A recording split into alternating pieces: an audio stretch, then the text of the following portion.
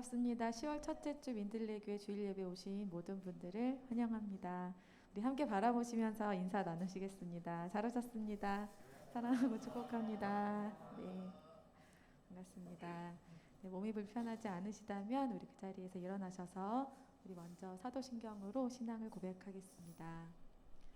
전능하사 천지를 만드신 하나님 아버지를 내가 믿사오며 그 외아들 우리 주 예수 그리스도를 믿사오니 이는 성령으로 잉태하사 동정녀 마리아에게 나시고 본디오 빌라도에게 고난을 받으사 십자가에 못 박혀 죽으시고 장사한 지 사흘 만에 죽은 자 가운데서 다시 살아나시며 하늘에 오르사 전능하신 하나님 우편에 앉아 계시다가 저리로서 산자와 죽은 자를 심판하러 오시리라.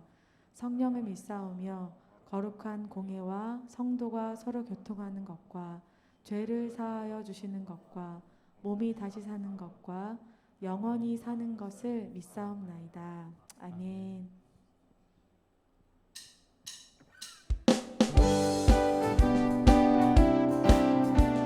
오늘도 우리를 구속하시고 생명 주신 그 은혜를 기억하면서 기쁨으로 주 앞에 나아가 보겠습니다.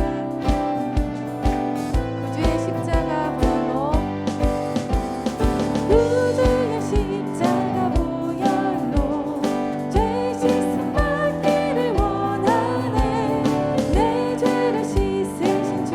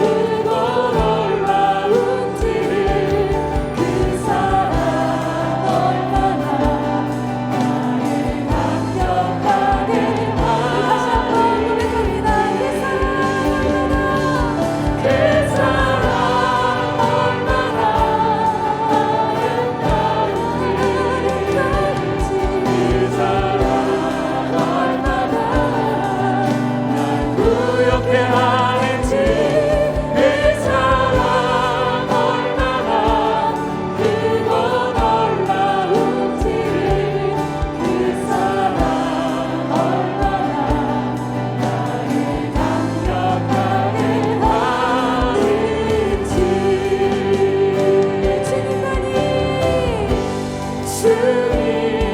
주님만이 내 모든 것 되시니 내 모든 것 되시니 주님만이 내 평생으로 더 알게 하소서. 우리 목소리 높여서 주님만이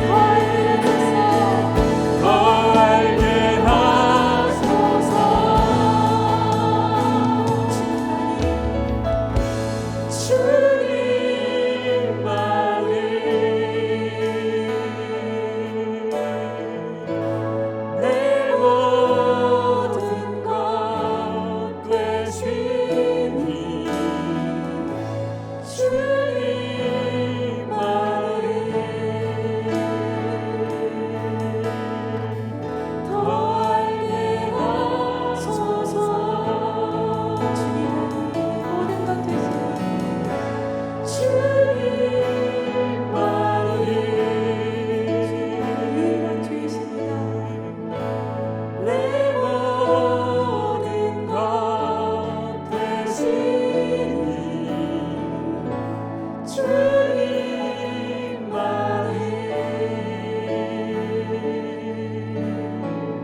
더 알게 하소서.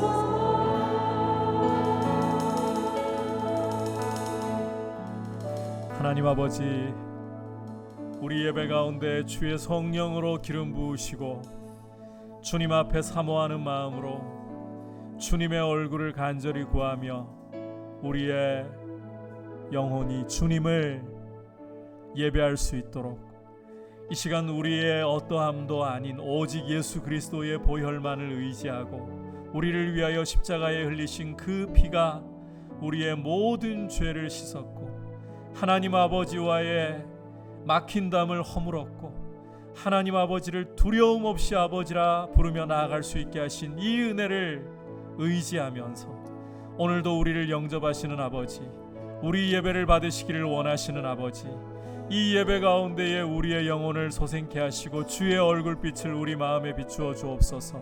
주의 거룩한 음성을 들을 수 있도록 말씀을 열어주시고 우리 마음을 열어주시고 모든 영광이 주님께만, 우리 주 예수 그리스도께만 돌아가게 하여 주옵소서. 같이 합심해서 기도하겠습니다.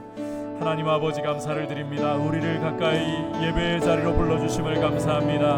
하나님 아버지, 우리가 무엇이 반대 우리를 통하여 아버지의 거룩하신 이름이, 우리 주 예수 그리스도의 크신 이름이 찬송을 받으시기를 원하시고 경배를 받으시기를 원하시고 예배를 받으시기를 원하시니 주님이 은혜를 무엇으로 다 감당하고 무엇으로 다 보답할 수가 있겠습니까? 하나님 아버지, 우리를 사랑하시고 십자가의 아들을 아끼지 않고 내어주셔서 그 피로 우리의 모든 죄와 허물을 씻어주신 아버지께 감사를 드립니다. 그 피를 의지하고 아버지의 은혜의 보좌 앞에 두려움 없이 가까이 나올 수 있도록 불러주심을 감사합니다. 오늘도 우리를 향하여 자비하신 얼굴빛을 비추어 주시고 우리의 영혼을 솟행케 하여 주시고 우리의 마음의 눈을 밝혀서 거룩한 말씀을 깨달을 수 있도록 주님의 음성을 들을 수 있도록 역사하여 주시고 주님의 이름에만 영광이 돌아가게 하여 주시옵소서. 주님만이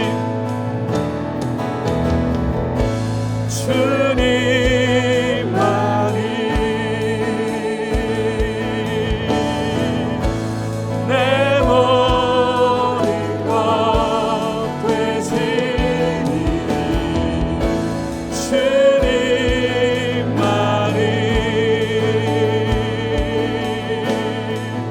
더 알게 하소서. 주님만이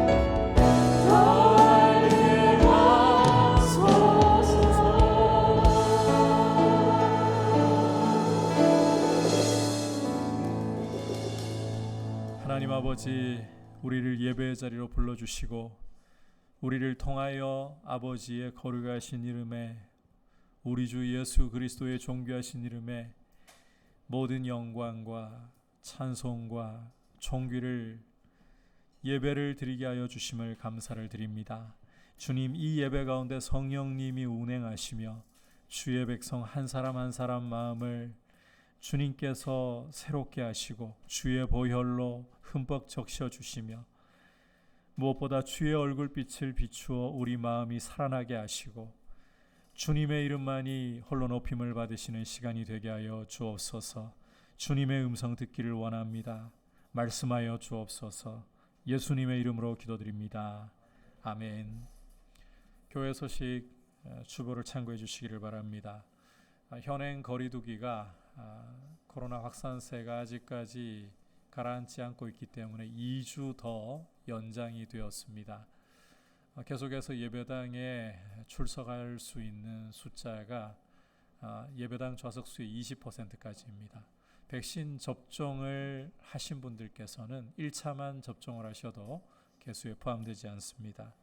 자, 그리고 나머지 부분은 주보를 참고하시고 오는 수요일에 정하원 전도사님께서 강도사로 인허를 받으십니다.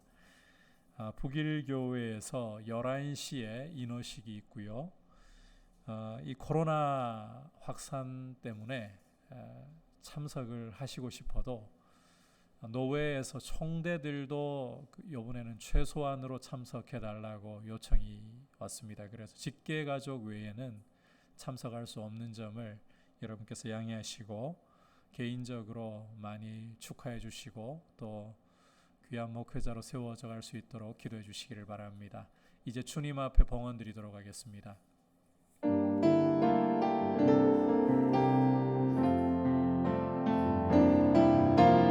나의 생명을 드리니 주 영광 위하여 사용하옵소서.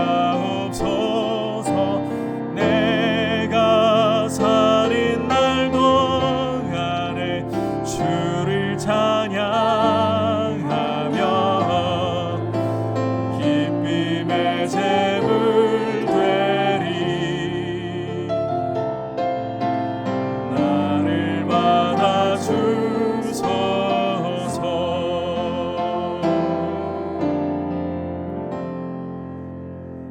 하나님 아버지, 저희가 오늘 주님 앞에 올려드리는 이 예물 가운데에 주님을 향한 사랑과 믿음을 담아 올려드리기를 원하오니 주님 받으시고 우리의 삶 가운데 하루하루 순간순간마다 주님 은혜가 없으면 우리는 한시도 설 수 없음을 늘 고백하고 더 주님께로 가까이 더 주님 의지하면서 더 주님과 친근히 행하면서 주님을 섬기게 하여 주옵소서.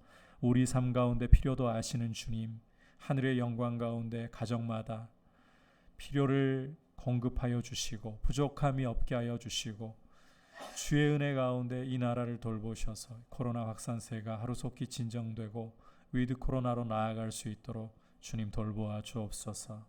예수님의 이름으로 기도드립니다. 아멘. 할렐루야. 이 시간 주신 하나님의 말씀은 로마서 1장 18절에서부터 23절까지 말씀입니다. 로마서 1장 18절에서 23절 한 절씩 교독하겠습니다. 하나님의 진노가 불의로 진리를 막는 사람들의 모든 경건하지 않음과 불의에 대하여 하늘로부터 나타나나니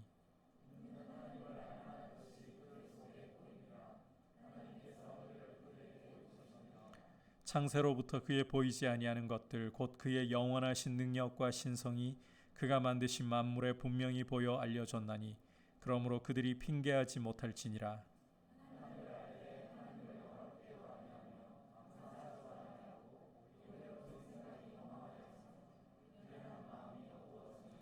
스스로 지혜 있다 하나 어리석게 되어 썩어지지 아니하는 하나님의 영광을 썩어질 사람과 새와 짐승과 기어다니는 동물 모양의 우상으로 바꾸었느니라.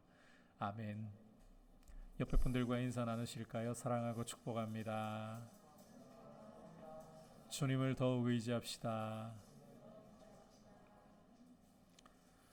우리 인생에게 가장 필요한 것이 무엇일까요?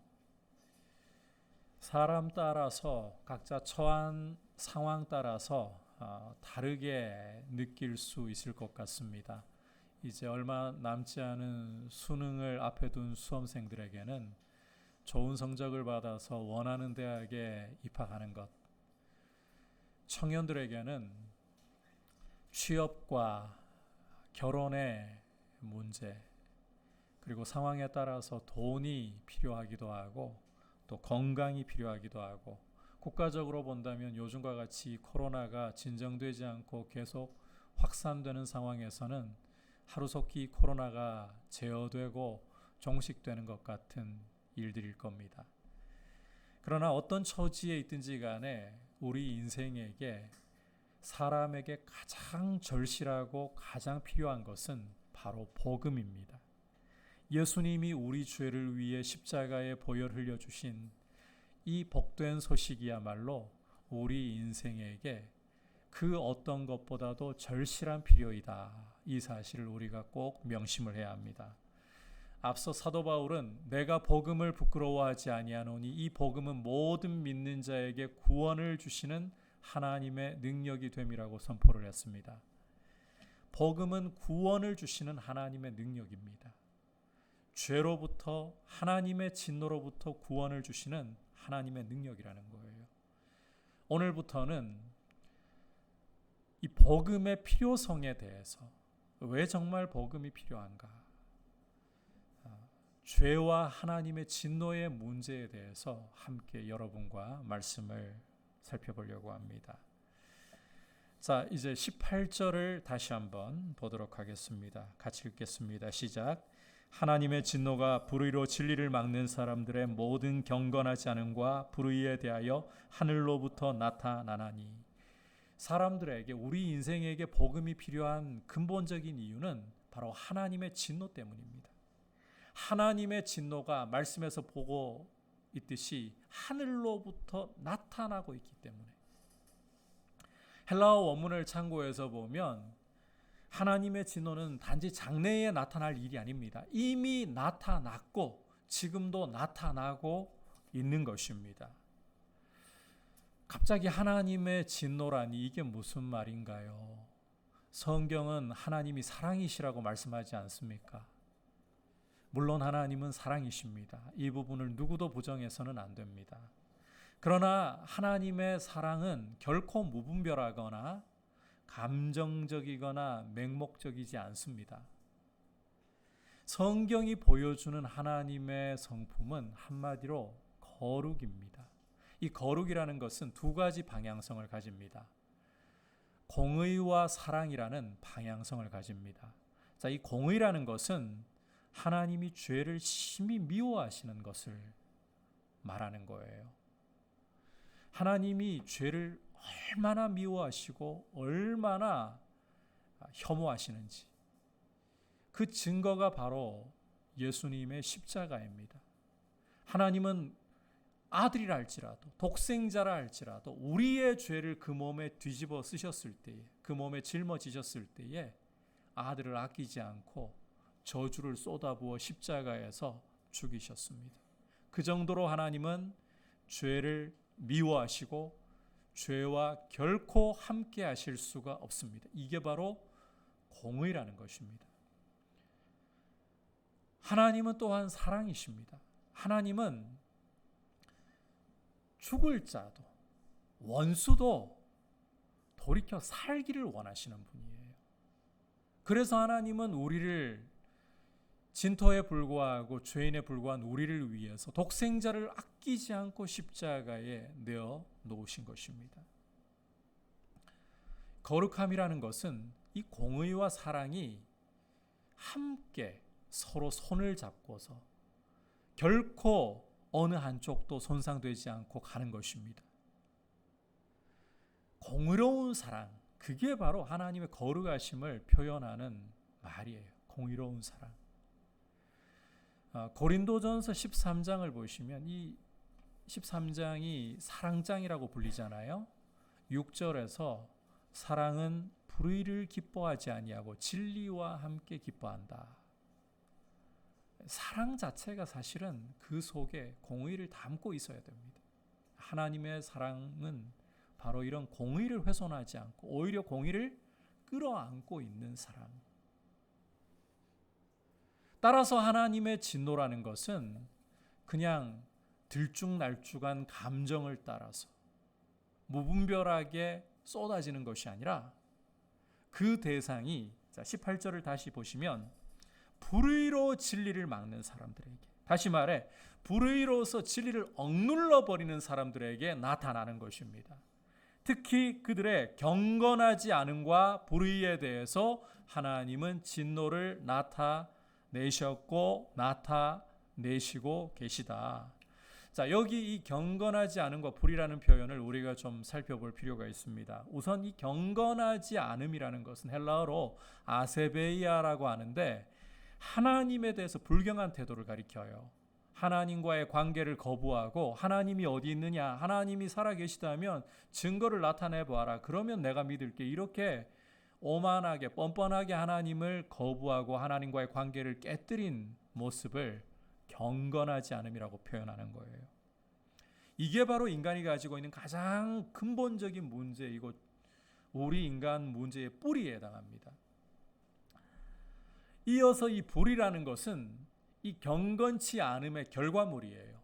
경건하지 않으니까, 하나님과의 관계가 깨어지니까 그 결과로 나타나는 게 불의라는 것입니다. 이 불의라는 것은 아디키아라고 사람과의 관계에서 옳지 못한 생각과 행동을 가리키는 거예요. 하나님과의 관계가 깨어져 버리면 필연적으로 나타나는 게 사람과의 관계에도 문제가 생기고 관계가 깨어지기 시작합니다. 그래서 도덕적으로 윤리적으로 옳지 못한 행동을 하기 시작하는데 살인, 강간, 도둑질, 사기, 거짓말, 이와 같은 것들이 하나님과의 관계가 깨어짐으로, 경건치 않음으로 이런 모습들이 나타나는 거예요. 이게 불이라는 거예요. 이렇게 경건하지 않은 것과 불의가 다 합쳐지게 되면 통칭해서 죄라고 불러요. 하나님의 진노는 바로 이 죄에 대해서 나타나는 것입니다. 하나님은 죄에 대해서 분노하시고 그 하나님의 분노는 이미 여러분 이 부분을 잘 들으셔야 돼요. 이미 나타났고 지금도 하늘로부터 나타나고 있는 중이다. 우리 눈에 하나님의 진노가 나타나는 증거가 잘 보이지 않는 것 같다고, 하나님의 진노가 나타나지 않는다라고 착각에 빠지거나 오만하게 행동해서는 안 됩니다. 우리가 다음 시간에 보겠지만 지금 이 세상은 하나님의 진노 아래에 있는 많은 증거들을 오히려 드러내어서 보여주고 있습니다. 우리 그리스도인들은 복음을 생각할 때 먼저 이 어두운 배경을 알고 있어야 돼요. 제대로 이해를 하고 있어야 돼요. 이 세상은 죄 가운데에서 경건치 않음과 불의로 인하여서 하나님의 진노 아래 있다. 이걸 절대로 우리 그리스도인들은 잊어버리면 안 됩니다. 그래서 아무리 악을 저질러도 처벌이 속히 이루어지지 않는데 마음대로 살면 어때? 내가 내 마음대로 내 인생 살겠다는데 어때? 천만에요. 하나님의 진노는 이미 나타났고 지금도 하늘로부터 나타나고 있는 중입니다. 자, 그런데 이 사실을 우리 그리스도인들이 참 먼저 깨닫고 잘 알고 이걸 세상에게 보여주어야 하는데, 참 우리가 먼저 이걸 깨닫지 못하고 하나님의 진노가 없는 것처럼 살아간다. 우리 그리스도인들의 안타까움이에요. 여러분, 악이 속히 징벌되지 않기 때문에, 처벌되지 않기 때문에 마음대로 살아서 안 돼요. 이미 이 악에 대해서 하나님의 진노가 나타나고 있다. 꼭 기억하셔야 돼요. 절대로 잊어버리시면 안 돼요. 그리고 이걸 우리가 보여주어야 되는 거예요. 세상을 향해서. 하지만 여러분, 세상은 이와 같은 하나님의 진노에도 불구하고 교회 탓도 있지만 오만하게 다음과 같이 항변하는 사람들이 넘쳐납니다. 하나님이 도대체 어디 있는데? 보여야지. 적어도 소리가 귀에 들리든지 만져지든지 그래야 하나님 살아계신 것이라도 내가 인정할 수 있을 거고, 하나님 진노라고? 말도 안 되는 소리잖아. 일단 하나님 계신 것부터 보여봐. 오만하게 말하는 사람들이 넘쳐나요. 여러분, 정말 하나님이 안 계신 것입니까? 하나님이 살아계신 증거를 정말 안 보여주신 것입니까? 절대 그렇지 않습니다. 우리 19절과 20절을 통해서 함께 확인해 보도록 하겠습니다. 시작. 이는 하나님을 알만한 것이 그들 속에 보임이라. 하나님께서 이를 그들에게 보이셨느니라. 창세로부터 그의 보이지 아니하는 것들 곧 그의 영원하신 능력과 신성이 그가 만드신 만물에 분명히 보여 알려졌나니 그러므로 그들이 핑계하지 못할지니라.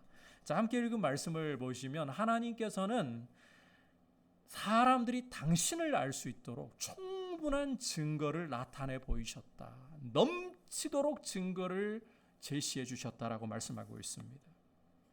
20절 끝부분에서 보듯이 사람들이 절대로 핑계할 수 없을 정도로 하나님은 당신의 영원하신 능력과 신성을 나타내 보이셨다. 자, 그렇다면 어디에다 이 하나님의 능력과 신성을 나타내셨는가? 하나님의 살아계심을 나타내셨는가? 바로 천지 만물 가운데라는 거예요. 하나님께서는 이 온 천지 만물 가운데에 당신이 살아계시는 증거를, 당신의 능력과 신성을 풍성하게 누구도 못 알아차린다 말할 수 없도록 나타내셨습니다. 천지 만물이 하나님의 영광을 증거하고 있는 거예요. 천지 만물이 하나님이 나를 창조하셨다, 하나님이 살아계시다라고 외치고 있는 거예요. 화가가 그림을 그릴 때에는 단지 그림을 그리고 있는 것만이 아닙니다. 그 그림 속에다가 자기를 담고 있는 거예요.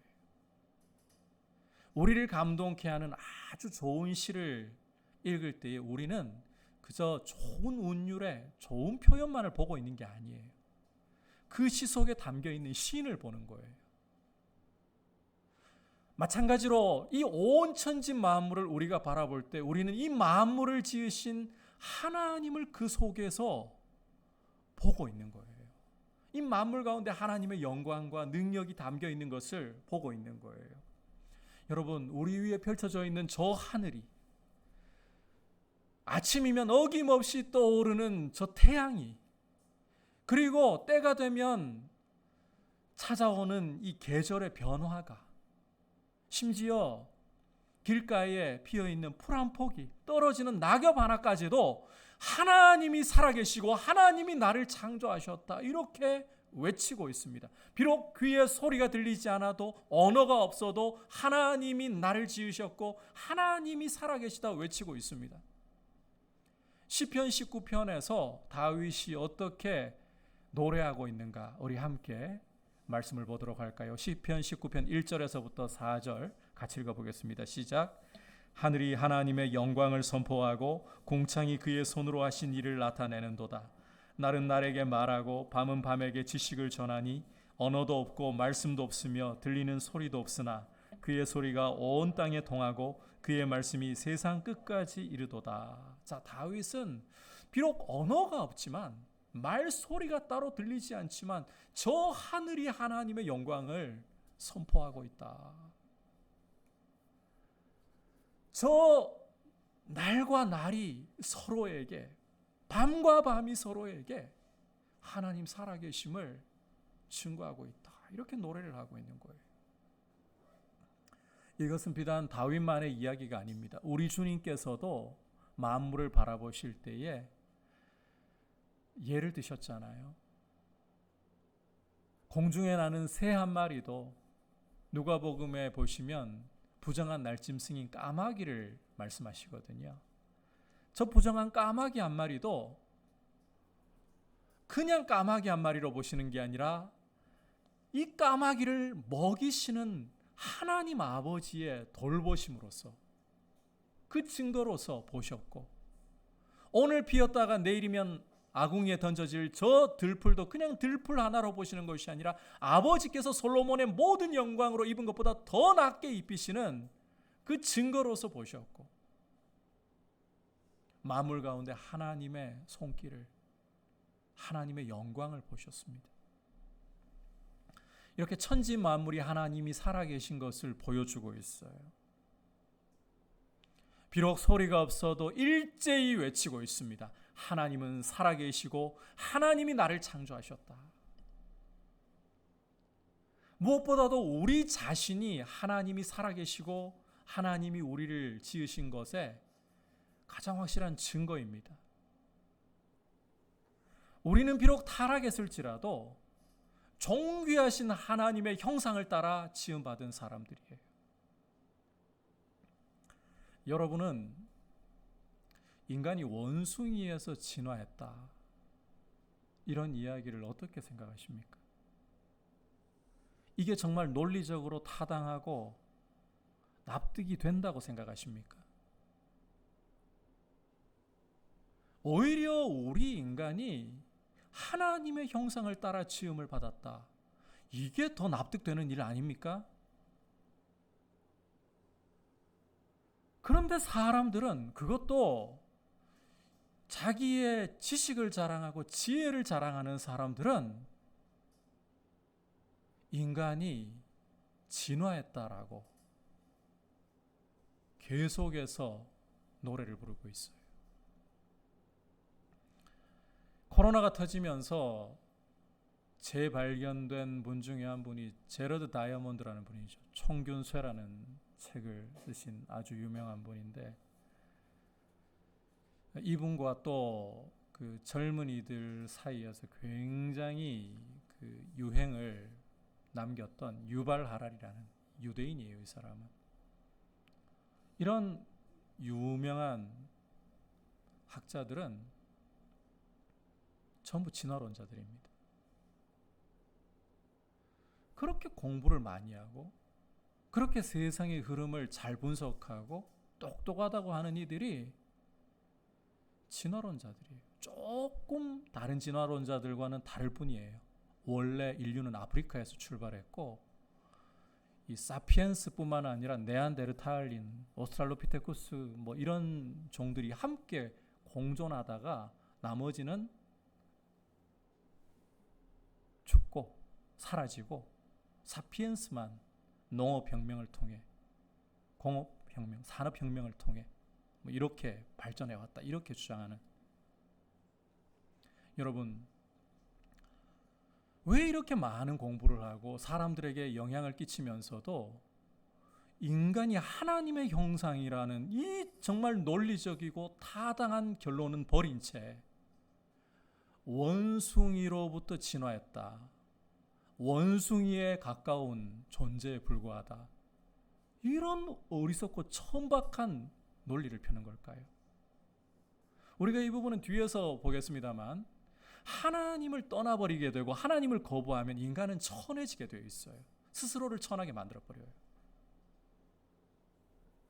여러분 기억하십시오. 우리 인생은 정말 하나님의 형상대로 너무나도 존귀하게 지음을 받았고 우리 자체가 하나님이 살아계시고 하나님이 지으셨다는 것을 보여주는 가장 중요한 증거입니다.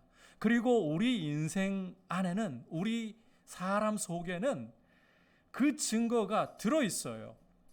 1923년 관동 대지진 때에, 도쿄 대지진 때에 사람들은 살아남기 위해서 광장으로 몰려들기 시작했습니다. 지진이 나면서 불이 붙고 난리가 나는 통에 살아남기 위해 광장으로 몰려들었어요. 그런데 이 광장에 마저 인근 건물들에서 불이 나고 또 땅이 갈라지면서 그야말로 아비규환이 되고 말았습니다. 이 난리통에서, 이 아비규환에서 살아남았던 나시히라라는 사람은 나중에 이때의 이 광장에서의 장면을 증언하기를, 이런 상황이 되니까 사람들이 너나 할 것 없이 뭐 직업이나 신분이나 이런 걸 다 막론하고 종교를 막론하고 하늘을 향해서 손을 모으고서 외치는 소리가 가미사마 호도케사마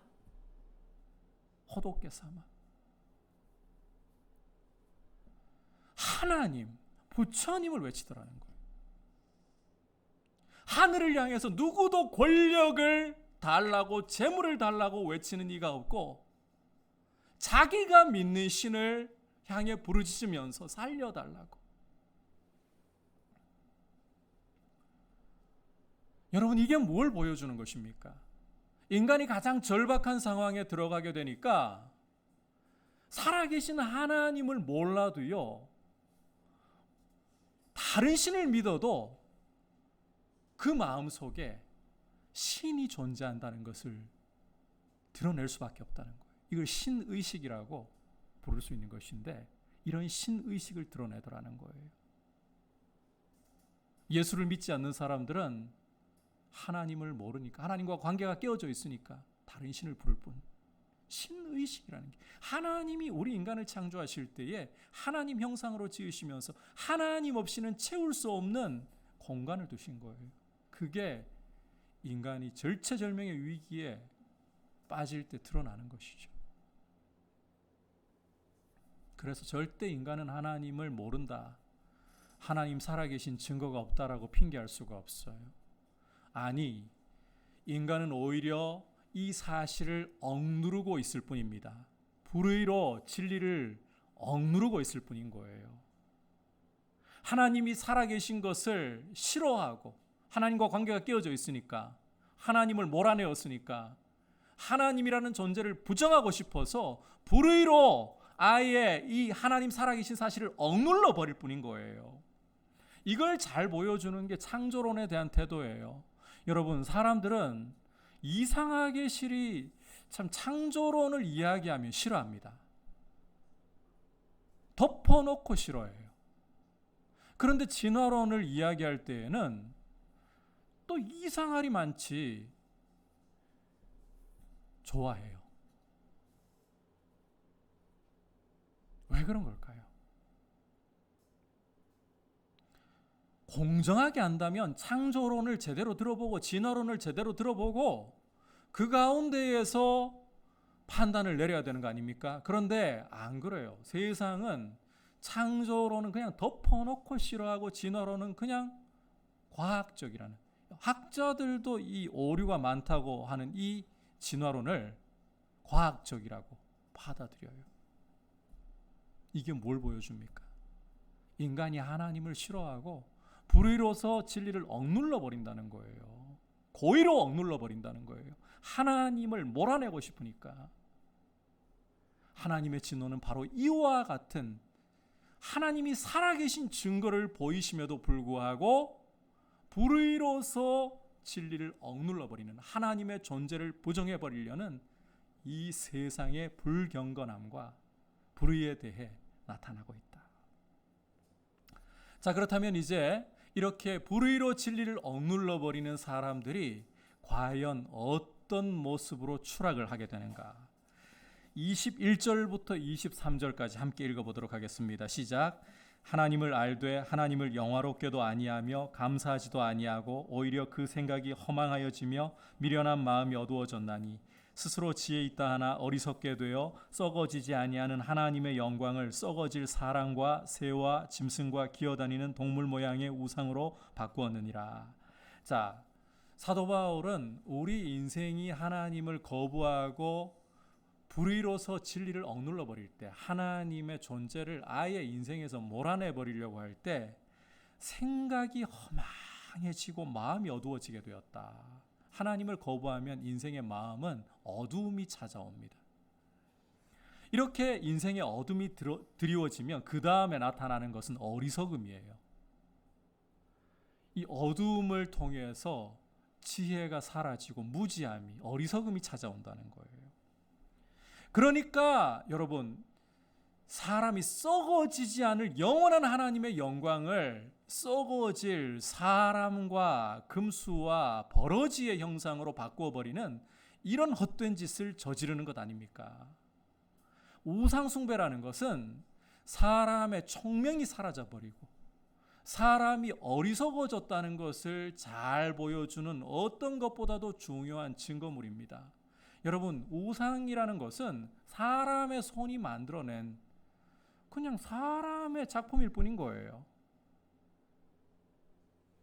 그런데 어리석어진 사람들은 자기가 자기 손으로 만든 우상을 보고서 엎드려 절하고 복을 달라고 빌고, 심지어 이 수험생들 위에 가지고 가바위에 가보면 요즘은 코로나 때문에 예전만은 못하겠지만 철야 기도를 하면서 복을 구하고 있어요. 여러분, 803 가바위 도대체 뭔가요? 돌을 그냥 부처 모양으로 깎아놓은 거잖아요. 사람이 깎아놨단 말이에요.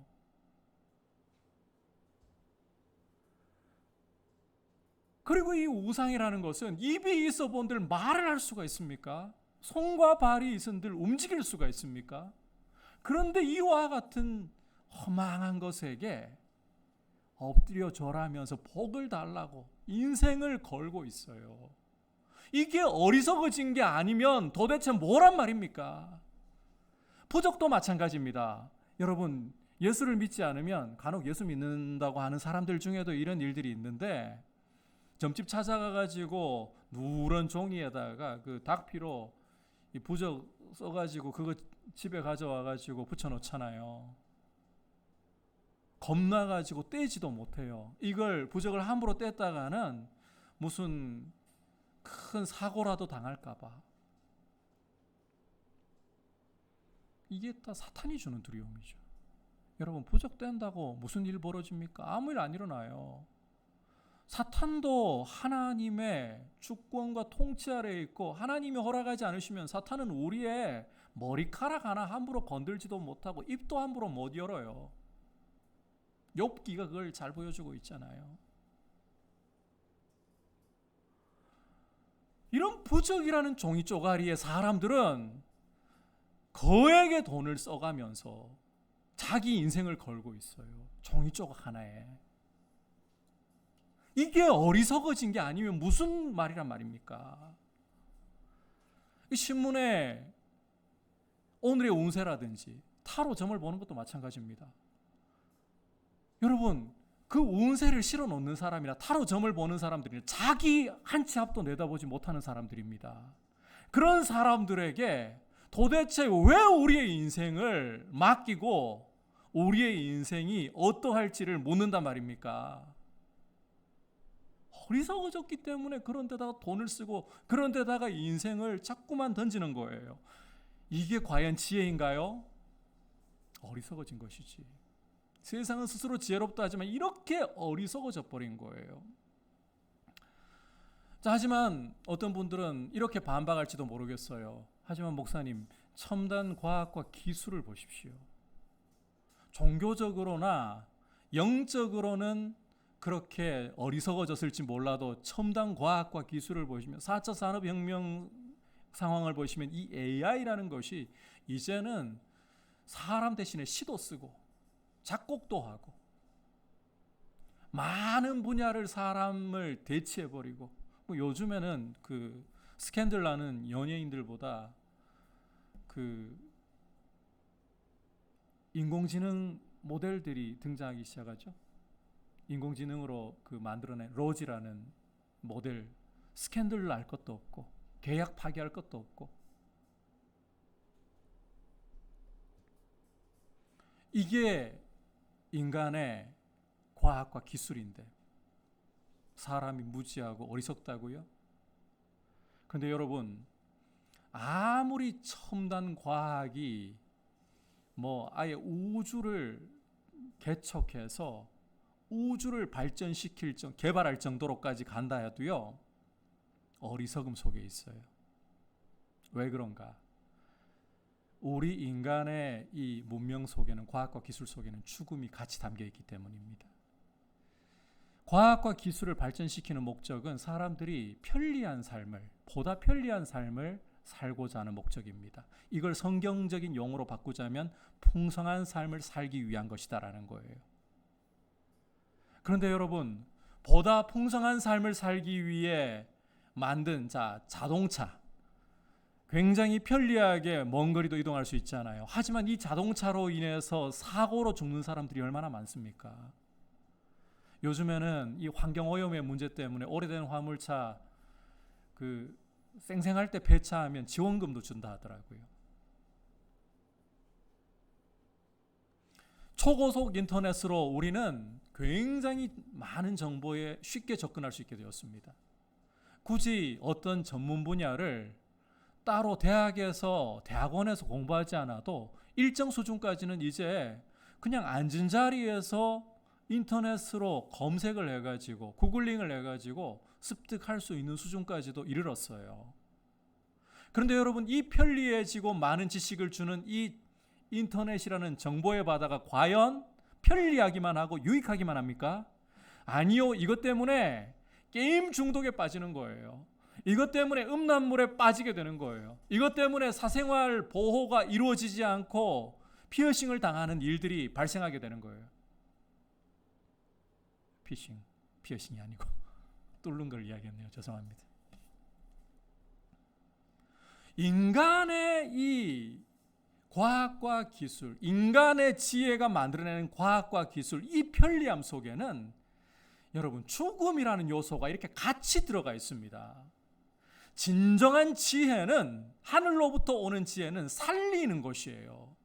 그래서 여러분, 지혜라는 것은 그냥 머리가 똑똑한 걸 말하는 게 아니라 사람을 살리는 것이에요. 살리는 것. 세상 지혜는 죽었다 깨어나도 절대로 살리지 못해요. 그 속에 이미 죽음을 가지고 있는데. 그래서 이 세상은 스스로 똑똑하다, 많은 업적들을 자랑하면서 스스로 똑똑하다 하지만 결국은 어리석어지는 거예요.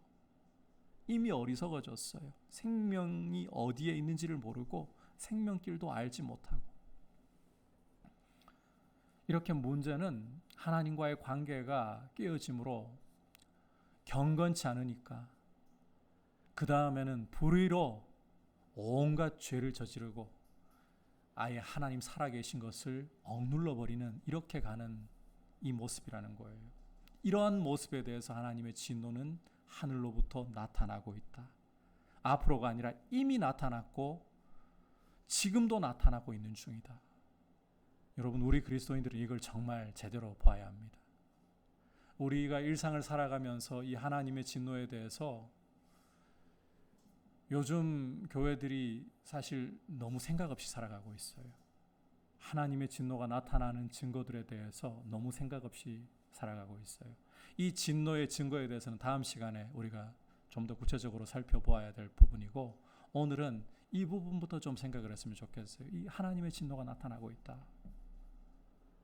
이 하나님의 진노를 생각하지 않으니까 교회는 너무나도 안일해지고 있어요.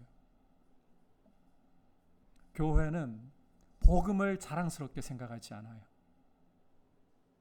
세상을 살릴 수 있는 유일한 길인 복음을 정말 견고하게 붙잡고 자랑하려고 하지 않는다는 거예요. 복음조차도 우리에게는 어느 순간 있어도 좋고 없어도 그만인 것처럼 교회가 흘러가는 경우가 적지 않게 지금 문제가 되고 있는 것입니다. 그러나 여러분, 지금 하늘로부터 나타나고 있는 이 하나님의 진노로부터, 죄로부터 세상을 건져낼 수 있고 하나님과의 관계를 바르게 할 수 있는 유일한 길은 복음밖에 없습니다. 복음이 아니고서는 절대로 죄에서 해방될 수 없고 하나님의 진노로부터 피할 수가 없습니다. 여러분, 지금 하나님의 진노로부터 피하지 않으면 영원한 하나님의 심판을 장차 피할 수가 없게 되는 거예요. 이 하나님의 진노로부터 피할 수 있는 유일한 길은 오직 복음밖에 없다. 그래서 교회는 세상을 바라보면서 죄 가운데 있고 하나님의 진노 아래에 있는 세상에게 이 복음을 자랑스럽게 생각하고 이 복음을 증거하고 이 복음을 자랑해야 되는 거예요. 복음 외에는 없어요. 허물과 죄 가운데 있는 우리의 자리에 하나님의 아들이 여자에게서 나셔서 율법 아래 들어오셔서 우리의 모든 죄짐을 짊어지시고 우리 대신 십자가에 달려 율법의 저주를, 하나님의 저주와 심판을 당하신, 그리고 그 피로 우리를 죄에서 속량하시고 하나님의 진노에서 벗어나게 하신 이 복음만이 유일한 교회의 자랑이고 교회의 굳건한 반석이고 세상이 교회를 부러워해야 할 이유입니다. 우리가 세상을 부러워할 게 아닙니다. 눈앞에 보이는 화려함에, 눈앞에 보이는 찬란함에 속아 넘어가지 마십시오. 여러분, 요한계시록 17장을 보시면 로마를 상징하는 한 여인이 등장합니다. 온갖 보석과 화려한 옷으로 치장을 하고 있는, 묘사만 본다면, 그냥 눈에 보이는 묘사만 본다면 너무 화려합니다. 가질 것 다 가졌어요. 힘을 가졌어요. 부귀와 영화를 가졌어요. 그 껍데기에 속아서 그 손에 있는 음행의 잔을 사람들은 마시는 거예요. 그런데 그거 다 껍데기예요. 하나님이 심판하실 때에 그 여인이 타고 있던 짐승이 여인을 오히려 먹잖아요. 악은 악에 의해 징벌당하는 일이 벌어져요. 근데 그것도 끝이 아니에요. 최후 심판이 남아있잖아요. 눈앞에 보이는 세상의 화려함에 우리 그리스도인들이 현혹되거나 세상의 화려함 앞에 넘어가지 말고 하나님의 진노 아래 있구나. 그러므로 우리가 가진 이 복음, 예수 그리스도께서 우리의 죄를 짊어지시고 십자가에 달려 그 피를 흘리심으로 하나님의 저주와 진노를 대신 당하심으로 우리를 죄에서 속량하시고 그 피로 하나님과 화목케 하셔서 의롭다 하신 이 복음이 우리의 진정한 자랑이 되고 이 복음을 세상을 향해서 유일한 생명의 길로서 참 지혜의 길로서 드러낼 수 있는 우리의 모습이 될 수 있기를 주님의 이름으로 축복합니다. 그리고 부탁드리고 싶습니다. 예배당에 그냥 와서 앉아 있다고 하나님의 진노로부터 벗어난 게 아닙니다. 부모가 목회자이기 때문에 그 자식이 하나님의 진노로부터 죄로부터 벗어난 게 아닙니다. 몇 대째 걸쳐서 믿음의 가문이 이어져 왔기 때문에 자식들이 하나님의 진노로부터 벗어난 것이 아닙니다. 내가 하나님의 진노 아래 있는 죄인임을 깨닫고 구원의 유일한 길은 오직 예수 그리스도밖에, 십자가에 달리신 그리스도밖에 없습니다. 이 사실을 겸손히 받아들이며 주님, 나를 영접하옵소서. 나는 죄인입니다. 내가 스스로 하나님과의 관계를 위해 할 수 있는 것은 파괴뿐, 하나님과의 올바른 관계는 오직 주님만이 주실 수 있습니다. 이것을 고백하며 예수님을 영접하는 것, 이것이 하나님의 진노로부터 벗어나고 죄로부터 벗어나는 유일한 길입니다. 이 은혜를 다 누리시기를 바랍니다. 예배당 안에 있지만 그냥 앉아 있기만 한 사람들이 아니라 진짜 하나님의 진노로부터, 죄로부터 해방된 하나님의 사람이 되어서 살아계신 하나님이 내 아버지가 되시는 이 복을 누리는, 그리고 세상을 향해 생명을 얻은 우리가 생명을 보여줘야지 누가 보여주겠어요? 이걸 보여줄 수 있는 하나님의 통로가 될 수 있기를 축복합니다. 여러분, 사람에게 가장 필요한 것은 복음입니다. 이 복음이 필요할 수밖에 없는 이유는 하늘로부터 하나님의 진노가 이미 나타났고 지금도 나타나고 있는 중이기 때문입니다. 하나님의 진노는 불의로 진리를 억누르는 사람들에게 그들의 경건치 않음과 불의에 대하여 나타납니다. 그리고 이 진노로부터, 죄로부터 건진받을 수 있는 유일한 구원의 길은 오직 복음, 오직 예수 그리스도밖에 없습니다. 이 복음을 우리가 자랑하기를 축복합니다. 이제 말씀을 생각하면서 함께 찬송가 31장 고백드리도록 하겠습니다.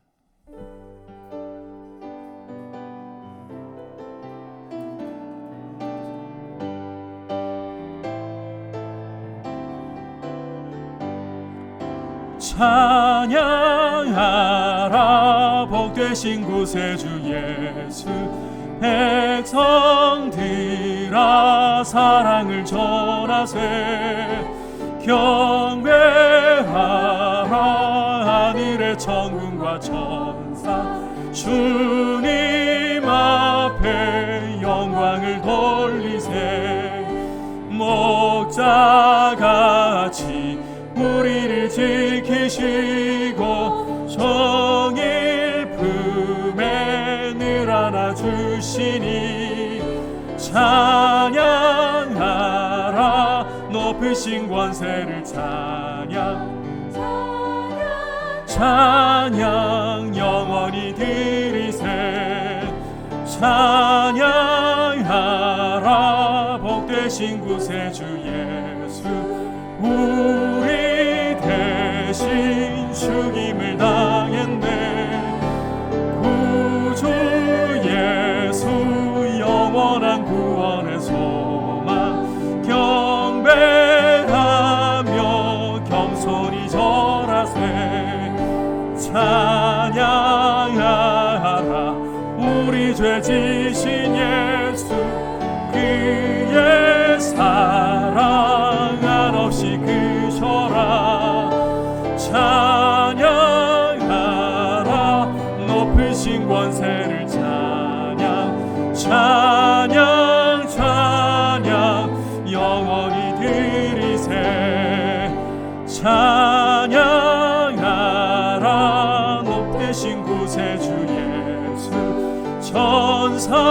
천사들아 즐겁게 찬양해. 구주 예수 영원히 다스리시니 주 앞에 드리세. 구주 예수 세상을 이기시고 영광 중에 또다시 오시리. 찬양하라 높으신 권세를 찬양 찬양 찬양 영원히 드리세. 말씀을 생각하면서 우리에게 다시 한번 회복되고 다시 한번 깨달아야 할 아주 중요한 사실이 있다면 이 세상은 하나님의 진노 아래 있다는 사실입니다. 불편한 이야기이고 피하고 싶은 이야기라도 이 세상은 불경건과 불의로 인하여서 죄로 인하여서 하나님의 진노 아래 있고, 하나님의 진노는 장차 나타날 일이 아니라 이미 나타났고 지금도 나타나고 있는 사실을 우리가 알고 이 세상을 위한 유일한 구원의 길은 복음밖에 없음을, 이 복음을 우리가 심히 자랑하고 이 복음의 확신 위에 굳게 서서 오히려 세상에게 이 복음만이 살 길이라고 외칠 수 있는 모습을 회복해야 합니다. 주님, 복음을 자랑하게 하옵소서. 그렇게 하기 위해 우리가 하나님의 진노를 인식하고 죄에 대한 하나님의 분노를 인식하고 살아갈 줄 알게 하여 주시고 빛의 자녀로서 복음에 합당하게 살아갈 수 있도록 은혜를 주시옵소서. 같이 합심해서 기도하겠습니다. 하나님 아버지, 감사를 드립니다. 오늘 말씀을 통해서 우리가 하나님의 진노가 이 세상 가운데 이미 나타났고 지금도 나타나고 있음을 말씀을 통해 다시 한번 새겼습니다. 하나님 아버지, 우리에게 복음이 필요한 이유, 이 복음이 심히 자랑스러울 수밖에 없는 이유가 바로 이 하나님의 죄에 대한 진노 때문이라는 사실을 우리가 아버지 깨어서 늘 인식하게 하여 주시옵소서. 하나님 아버지, 악이 속히 징벌되지 않으므로 사람들이 악을 행하기에 담대해진 모습이 지금의 모습이 아니고 또 무엇이라고 할 수 있겠습니까? 심지어 아버지 하나님, 우리 예수를 믿는 사람들 가운데서도 악이 속히 징벌되지 않고 오히려 악이 더욱더 횡행하는 모습 속에서 하나님의 진노를 잊어버리고 살아가고 복음의 영광을 잊어버리고 살아가는 경우가 너무 많습니다. 주님, 하나님의 이 진노에 대하여서 우리가 깨어서 인식하게 하여 주시고 이 하나님의 진노로부터 죄로부터 구원받을 수 있는 유일한 길인 복음을 자랑하고 세상을 향하여서 이 복음을 외칠 수 있는 주님의 교회가 되게 하시고 주님의 사람들이 되게 하여 주시옵소서. 주의 복음 위에 굳세게 서기를 간절히 원합니다. 주님, 도와주옵소서. 다시 한 가지만 더 기도합시다. 복음을 능력 있게 우리 삶 가운데 자랑하고 증거하기 위해서는 주님 말씀대로 성령 충만해야 합니다. 오직 성령이 너희에게 임하시면 너희가 권능을 받고 예루살렘과 온 유대와 사마리아와 땅끝까지 이르러 내 증인이 되리라고 하셨습니다. 성령을 받았지만 복음을 부끄러워한다면 성령 충만하지 않기 때문입니다. 주님, 성령으로 충만하게 하셔서 어떤 것과도 비교할 수 없는 이 생명의 복음을 우리가 굳건하게 붙들고 자랑할 수 있도록 우리 가운데에 성령님께 예라고 순종하고 성령 충만함을 회복하게 하여 주옵소서. 같이 기도하겠습니다. 하나님 아버지, 간구합니다. 성령으로 충만하게 하여 주시옵소서. 하나님 아버지, 우리가 복음을 부끄러워할 유혹을 받고 그 유혹에 손을 잡고 넘어져 버리는 것은 다른 이유가 아니라 성령으로 충만하지 못하기 때문임을 주님 고백합니다. 주님, 우리의 삶 가운데에 성령님이 우리 삶의 주인이 되시고 예수 그리스도의 크신 이름과 주 되심을 나타낼 수 있도록 성령님께 예라고 대답하는 태도를 가지고 성령 충만을 회복할 수 있도록 은혜를 주시고, 하나님 아버지, 날마다 성령의 충만함으로 이 세상이 복음이 얼마나 절실히 필요한가를 아버지 저희가 인식하고 이 복음 위에 굳세게 서서 복음만을 자랑할 수 있게 하여 주옵소서. 세상에 현혹되지 않고 복음에 합당하게 살아가도록 주님, 저희에게 성령의 충만함을 주시옵소서. 성령의 능력으로 무장시켜 주시옵소서. 자리에서 일어나서 고백하겠습니다. 찬양하라, 우리 대신 죽임을 당했네. 우리 대신 죽임을 당해 구주 예수 영원한 구원의 소망 경배하며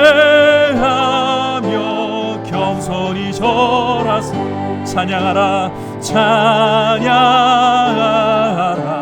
우리 죄 지신 예수 그의 사랑 한없이 크셔라 찬양하라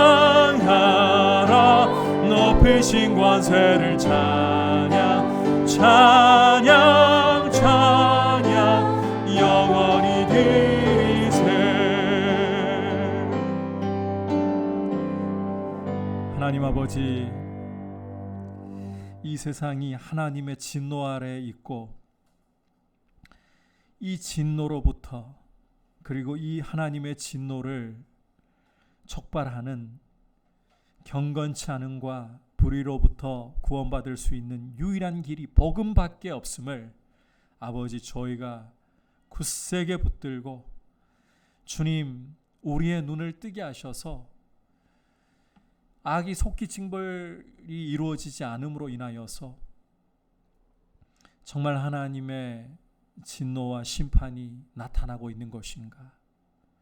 우리도 이 사실을 잊어버리고 살아갈 때가 많은데 주님의 진노가 분명히 드러나고 있다는 사실을 인식함으로 복음만을 굳세게 붙들고 복음에 합당하게 살아가도록 우리의 삶을 돌아보며 성령의 충만함으로 이 복음을 위하여 살아가는 삶이 되게 하여 주옵소서. 우리 주 예수 그리스도의 크신 은혜와 하나님 아버지의 지극하신 사랑과 성령 하나님의 감화감동 충만케 하시는 은혜의 역사가 복음을 굳게 붙들고 복음을 자랑하며 살기 원하는 모든 주의 백성들 위해 열방을 섬기시는 선교사님들 위해 이제부터 영원토록 함께 계시기를 간절히 축원하옵나이다. 아멘.